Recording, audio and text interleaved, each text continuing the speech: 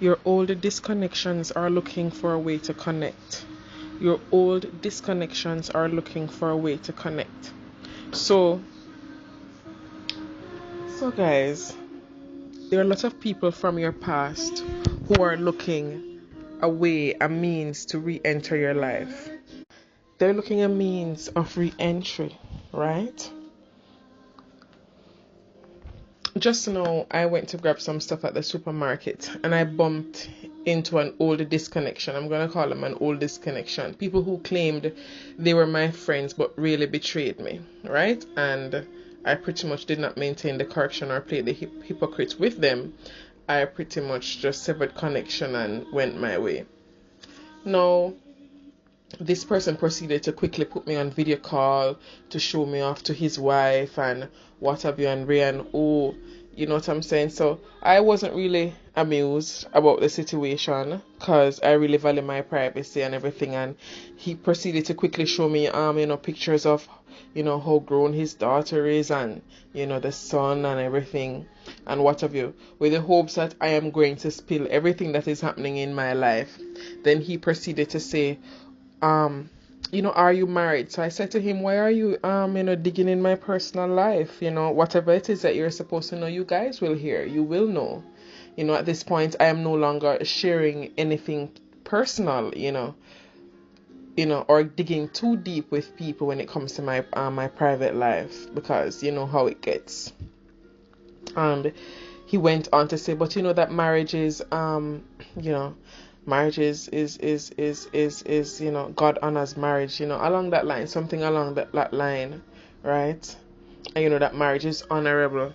This is not something I don't know, but why are these people projecting stuff onto you? You see, a lot of people from your past think they know you, right? They think that you are a particular type of person when you're not. They've projected onto you, and up to this point, these people really do not know you. It is very sad. They've been around you and they've judged you by few little things, right? As a chosen one, you tend to go through a lot, especially when it comes to relationship. You are not the reason why these relationships don't last. And I'm not saying that you may not have had your ways or, your contribution to some things, but usually you're the one fighting for things to work. You're the one ensuring that things happen. Right? And what has happened is that because these people may have seen you pass through a few relationships that didn't work out, they assume that, oh, you can't get married, things are not going to work out for you, why is it that you never had anybody? Or they think that because you don't have anybody, you're out here living loosely. It is sickening, very sickening to realize that this is how people think of you. And as a chosen one, it's not just one people, it's hundreds of people and thousands that have the wrong idea of you, and some twisted ideas as well. And why it hurts is because these very same ideas have been blocking you and blocking your blessings, because they're also in the background giving false reports about you to other people when people ask about you, because they think that they were in your circle and they know enough about you. These people have put their labels on you and they do not want to remove them. Now, I said it to myself that the next time I see this person, I have to put them in their place. I have to nip it in the bud. I had to let the gentleman know that I am not the same person who you think you know some years ago. And the person who they thought they knew some years ago was still not a bad person. I was never a person who lived loosely or live a carnal life. Right? But I've been through my fair share, and I've had some hard times in life. I didn't have a father. My father was murdered in front of my mother. I didn't have any family support. I looked after myself. And when they knew me, I went through a few bad relationships, about 3 bad relationships. So I guess they thought that, okay, nothing was gonna come through for me, and why am I still not married yet? Yes, God honors marriage, but is marriage everything? And if you're not whole, right? Because marriage doesn't make anybody whole, right? And if you're not whole, can the other person make you whole or make you happy? No, your happiness has to come from within, right? And until God puts you with your correct partner or husband, then that is how it's supposed to be. I don't know why people think that because you're not married the same time like them, you didn't buy a car the same time as them, you're not doing this the same, you didn't achieve your degree at the same time as them. They have you on this watch list and this judgment list. where they think that you're a nobody just because they got married before you, just because they probably built their house before you or bought a house before you or achieved certain things before you. These people don't realize that you're not in any competition with them. They do not realize that you're chosen, and that a chosen one's journey is 100 times harder than the average person, and the chosen one is led completely by God. The chosen one doesn't do anything of their own. They are led by God. And people, and these are so-called apostles, because these very same persons told me that I wasn't good enough to be in their lives because I do not have the gift of speaking in tongues, right? And I'm not going to the apostolic church, so therefore I do not have certain gifts. And because I am not married, they cannot associate with a sinner like me, because I wasn't married at the time, right? They didn't want me to be their son's godmother because I was too poor. Come on now. And I separated myself, having realized how these people are treating me and think of me. We went to school together.